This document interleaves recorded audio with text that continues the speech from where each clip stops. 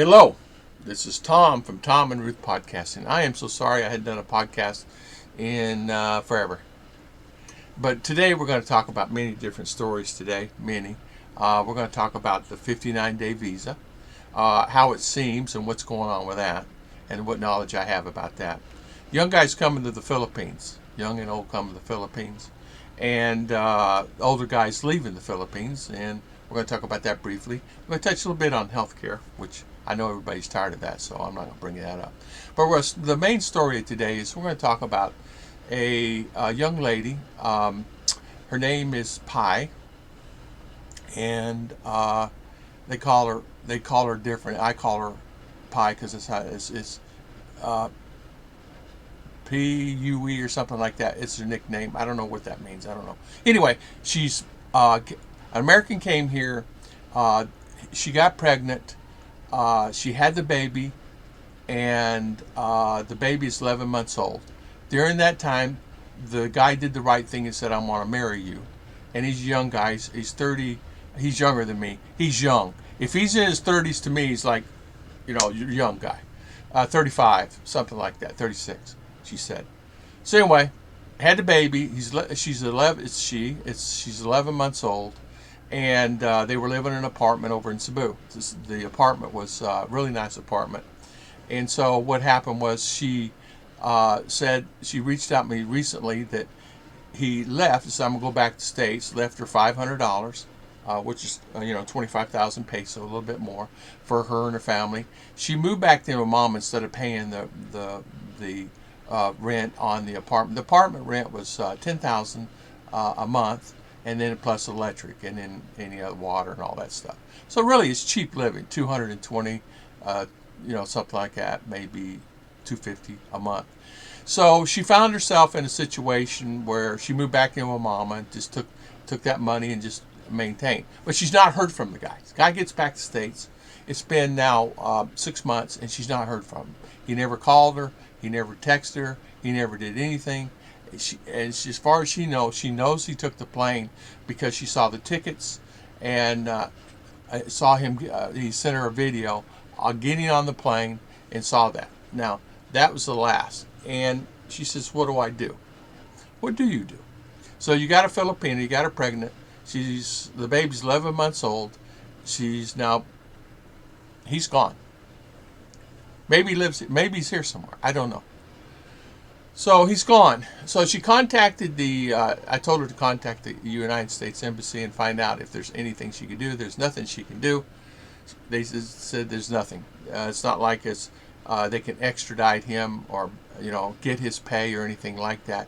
Because in the States, as you know, they can garnish your wages. They can also take your driver's license and take your passport. So you pay the child support. Now, the bad thing about the States, they put you in jail and say, okay, you still owe the money. Well, you're in jail. How are you going to make the money? It's kind of backwards.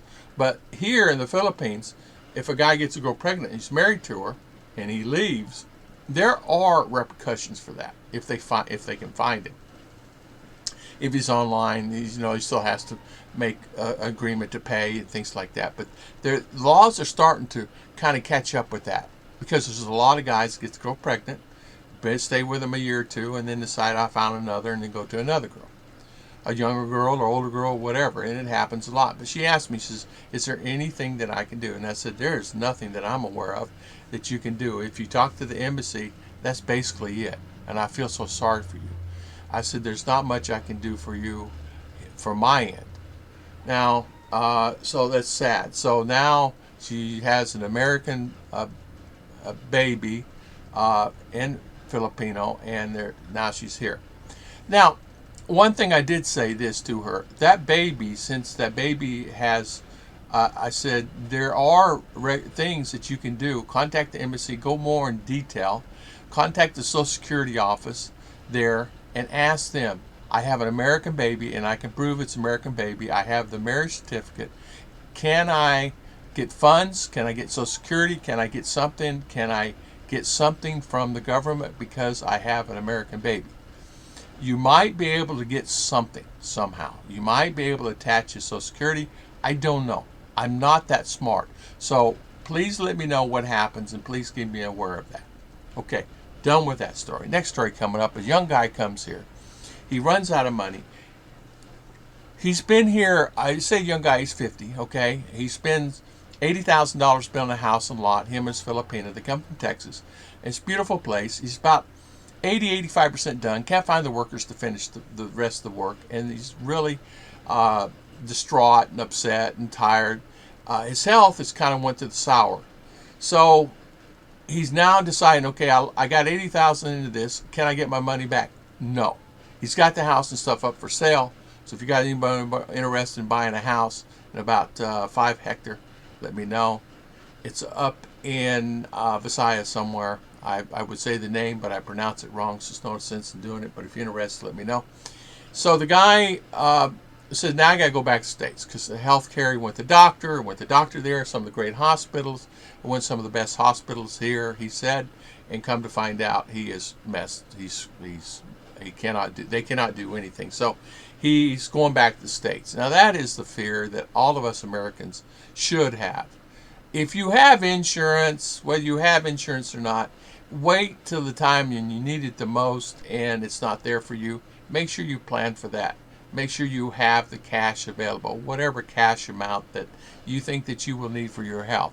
You can be in the most perfect health in the world and be driving a car down the road and then have a heart attack. We had a family member do that recently, yesterday passed, driving a car down the road, healthy. He is 42 years old, heart attack. In a car driving, just a heart attack. Came about and died right there. You never know, and age does not matter on health. I don't care who you are. So be prepared for that. I don't want to talk about that. So the guy's got his house up and he's going back to the States, and because of that. All right, next story coming up. Older guys themselves. We're just going to talk about this briefly. Older guys themselves are actually coming to me and asking me these questions. And I did have 3 young kids ask me the same questions. I ran out of funds here. What do I do? And the younger guy's been here less than a year. I mean, they just recently arrived and they're out of money. So what do I do? Can I have a job? Can I make money online? Is there any way that we can make money online, because I'm retired now and my income is so limited because I spent all the money I had in savings. Now limited, these guys are getting, they vary anywhere from, they're telling me anywhere from $1,300 a month to $1,800 a month, and they can't save their money. And I said, if you're making $1,800 a month here in the Philippines and you're not able to save $800 of that money, you need to change what you're doing, because you should be able to save $8,000 a month. In a year, you're going to have 10 grand. You should. $1,000 a month. People say you can't do it. I don't know. Unless you're going out to eat every day, unless you're buying Western style foods, unless you're buying a lot of stuff online, you should be able to make it on $1,000 a month here in the Philippines. If a person which recently just went back to the United States of America and live in Texas on $1,500 a month and everything paid for and paying rent, you can do that. And they have food. They have everything. So people do that. People say, well, I don't know where you're living. Well, you know what? Try living in the South. Try living in Georgia, Alabama, North and South Carolina, Tennessee, Texas, Florida. Florida, I checked online yesterday. They have apartments. You buy apartments. Not buy, you can rent apartments. And they vary. There are apartments there in Florida you can still rent under $500. I just saw one yesterday, $500. It's a nice apartment. It's a standard apartment. It's $505 actually. It's $505. Tax and everything's $533 a month. And it's a 1-bedroom apartment. You can have 2 people in there, of course. But there are things the guys, what they're doing. So they run out of money. Can I get a job? Well, their jobs here are really kind of hard to find. The only thing you can do online and sell, I would say, do English. Teaching English to the Chinese. Teaching English is good money. We have a family member doing that, and they seem to be doing well with it. Their income, it varies anywhere from $300 to $400 a month, but maybe that would be enough to get you over the edge where you can actually save $300 a month. If you can save $300 a month or $400 a month, it won't take long for you to get up to that $500 $6,000 or $7,000, $8,000 that you would need. And then maybe in 2 years you could get it up to where you have $10,000 or $11,000 or $12,000 that you can scoot back to the United States of America and try to find a life back there again. Now, people are telling me, some guys are just saying, there is just no way that you can go back to the States and live under $2,000 a month. Well, yes, you can. You can. People are doing it. Quite a few guys. I mean, people are not emailing me like crazy. I have Steve that's living in Valdosta. Went back, and another guy, what's his name? Brian, living in Carolinas. I had a lady yesterday, what's her name? Jean, living in Charlotte.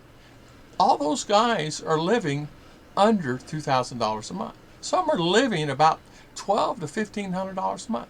And how they're doing it is their house is paid for, their car is paid for, or 2 cars are paid for. In some cases, their car, boat, 2 cars, and their boat's paid for, and their house and their insurance is nominal. Nominal, $100 a month, or even $200 a month.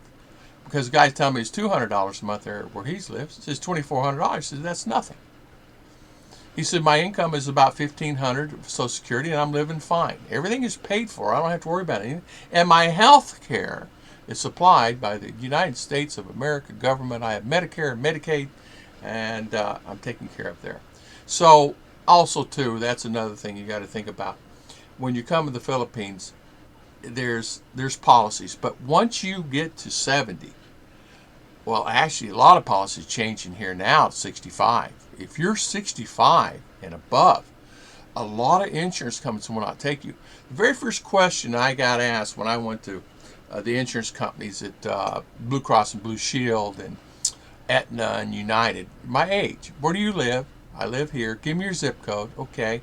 Life expectancy is this. Life expectancy is that, which is very low here in the Philippines. As you know, life expectancy here in the Philippines is in the 60s. It's not in the 80s and 90s like it is U.S. So the guy said to me, he says, okay, we can't insure you. I said, well, I'm 67. Why not? He said, well, we can't do it. You're too old. I said, I'm too old. A 67-year-old to get insurance. Yeah. Now, we can give you $1,000 of life insurance, and our payout is $5,000. I said, why would I do that? Why would I buy life insurance? And my wife gets 250,000 peso. That's fine, but why would I want to give you $1,000 for that? Why don't I just give her $5,000, and when I pass, well, it's the same difference, right? So the thing that would bother me was he said I can't get insurance. So a lot of guys cannot get insurance when you're 65 and or 70, and at 70 is a cutoff point. So you guys are coming here and you're maybe 60 years old. You got to think about building that $80,000 house, and in 10 years or 9 years, because most guys are retired at 62 or 65. They got 5 years before they're 70, and you have no insurance. So what are you going to do? What is a guy to do when you have no insurance? So that's the thing. I get on it because I get negative about it, because I think it's because the people bombarding with the emails saying I'm 71 now and I can't get insurance in the Philippines. Can you help me? Do you have any ideas? No, there's no ideas. Go back to the States. Either you have a credit card with X amount of dollars on it. Even Bud Brown and I talked about this. You got to at least have one. You got to have at least, I don't know, 100,000 card. I don't have one. I don't have a $100,000 credit card or a $50,000 credit card that I can put on there. I can have a $10,000 credit card for insurance. That's fine. That's what I have. But I don't have a $50,000. What if I have something that costs me $11,000? Well, you'd have to finance the rest, or you'd have to put up the house and the lot, and that is an option. So that's what he's going to have to do. And he said, I guess I'll just put my house and lot up. And I said, yeah. Good luck for your wife. Thanks for thinking about your wife, dude. And that's what I said to him. You're going to put that load on her because of that? He goes, I never thought about it that way. What do I do? Well, honestly, what do you do? The best thing to do is just be prepared when you come to a country like the Philippines or Cambodia or Thailand. Be prepared for the situation where maybe you're not going to have the money to pay the insurance, and or once you get to a certain age, you're not going to have it. They're not going to insure you because they look at it as you're not an insurable interest. You don't have insurable interest. You're not meeting that goal. The very first thing they do is, how old are you? Sorry, you don't meet the insurable interest. My wife meets the insurable interest. I can get insurance on her, but I cannot get it on me because of my age. So I can get little policies like MaxiCare on the cards, and that's a savior. They cover $1,000 or $2,000 or something like that. They do have them where they cover up to $1 million. But even those become limited, and some of the hospitals are not accepting those anymore.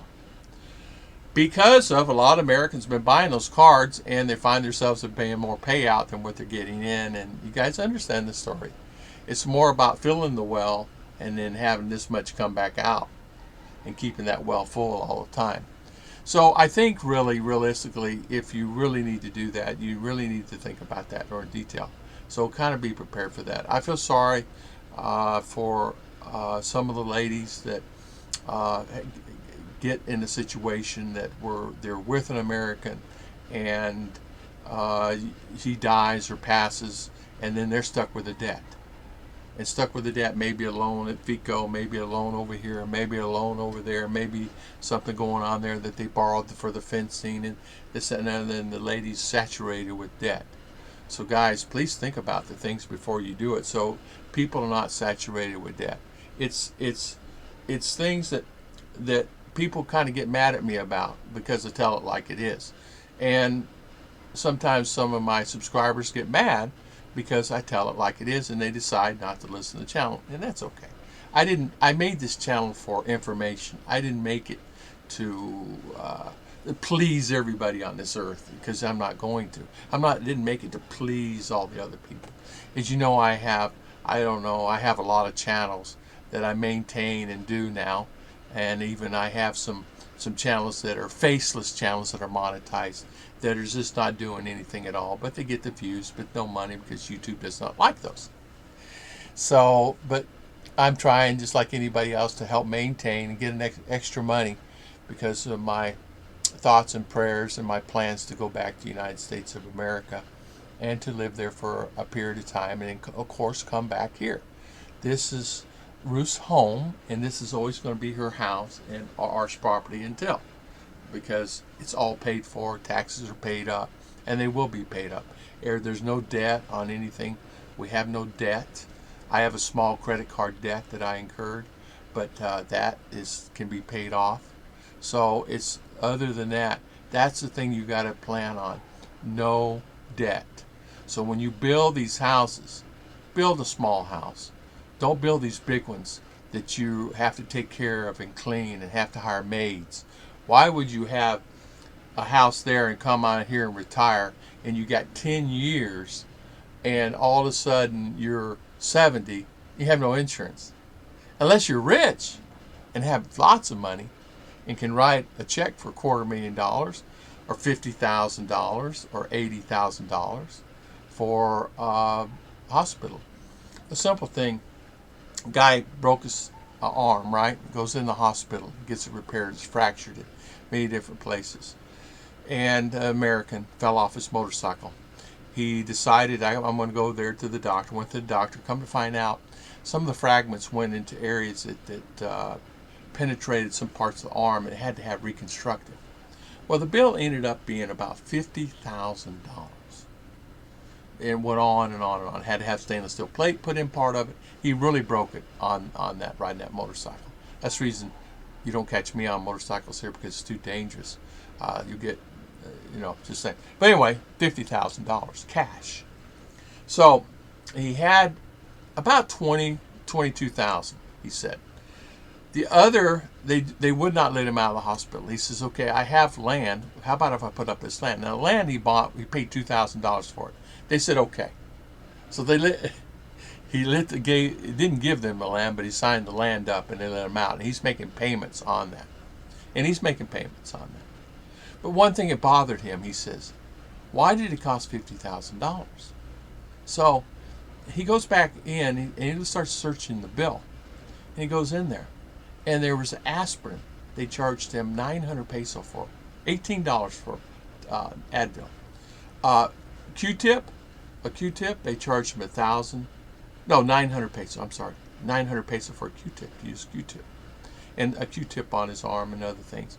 Then gauze was $5 or something like that. So he started going down the list, and come to find out they overcharged him like crazy. So he goes back in the hospital and says, "Listen, I want credit on this." "Sorry, sir, we don't give credit." So he goes and he's fighting to do this. And so he goes to administrators. "I want credit on this." "We don't give credit." "Sorry, sir. We're not a credit facility. This is a hospital. You agreed. You signed here." He did. "This is the bill you're going to pay. You did not look at it. It's your fault you did not look at it." There's nothing he can do about it. He has to pay that $50,000. Now, which is not 50, so it's, what was it? So he paid 23,000, and he owes 50. So what is that? 27,000 he still owes. So he has to pay the 27,000. He said, "I don't have any money. I bought that land, and I bought a motorcycle for a couple $1,000s. He said, I had, 10 grand in the bank and 5 grand over here. I got a little money in the bank in U.S., like 4 or 5 grand in U.S. But if I pulled all that money, I still couldn't pay the debt." He said, "It's a nightmare. It's a nightmare." So, what's he thinking about doing? You guys tell me what he's thinking about doing. Automatically tells you what? He's going back to the States. Understandable. I want to thank everybody for always watching my videos. And I want to thank everybody for always taking the time. I appreciate everybody. God bless everybody. I'll see you guys next time on Tom and Ruth Podcast.